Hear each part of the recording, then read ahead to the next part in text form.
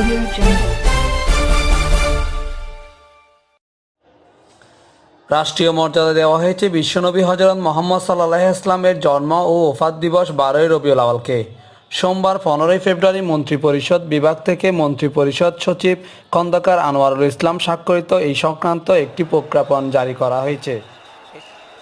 এতে বলা হয়েছে, পবিত্র ঈদে মিলাদুন্নবী সাল্লাল্লাহু আলাইহি ওয়াসাল্লাম দিবসটিতে বাংলাদেশের সব সরকারি বেসরকারি ভবন ও অফিস প্রাঙ্গণে জাতীয় পতাকা উত্তোলন করা হবে। এছাড়াও বিদেশি কূটনীতিক মিশন ও দূতাবাসগুলোতে জাতীয় পতাকা উত্তোলন করা হবে। অবিলম্বে এই নির্দেশনা কার্যকর হবে বলেও প্রজ্ঞাপনে উল্লেখ করা হয়েছে।